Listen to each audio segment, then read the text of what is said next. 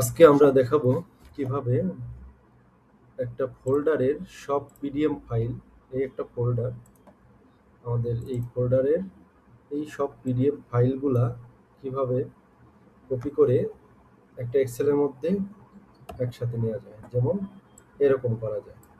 এখানে আছে যেমন 606 599, এখানে দেখেন 606,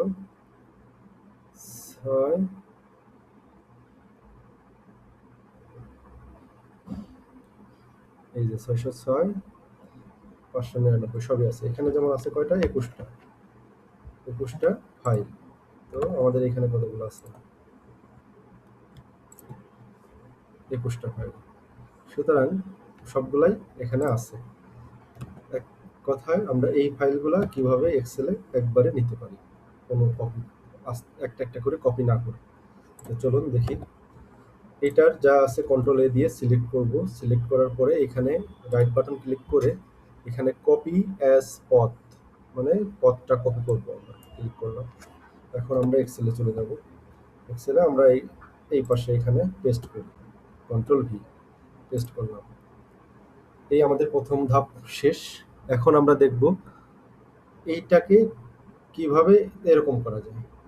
কারণ এইখানে দেখেন এই স্টাইলটুকু রাখতে হবে, বাকিগুলো আমাদের সরাই ফেলতে হবে এই নাম্বারটা রেখে। তো সেক্ষেত্রে আমরা রিপ্লেস অপশনে যাব।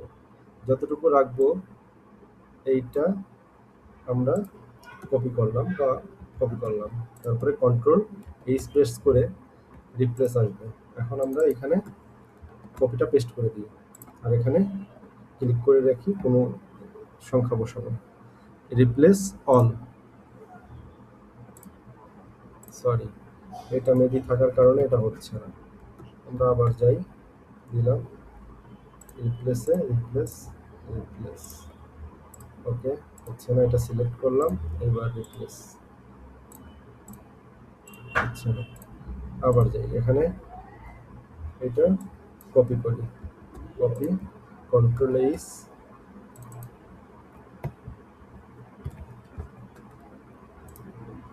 Replace all. দেখেন এগুলা সব রিপ্লেস হয়ে গেল। আর এখন এইখান থেকে এইটা আবার সেম ওয়েতে এটা কপি করে রিপ্লেস করব, পেস্ট, এখানে ক্লিক, দেখেন নাম্বারগুলো চলে আসবে সহজেই।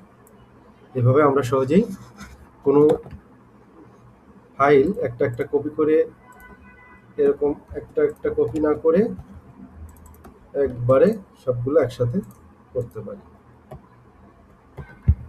Thank you.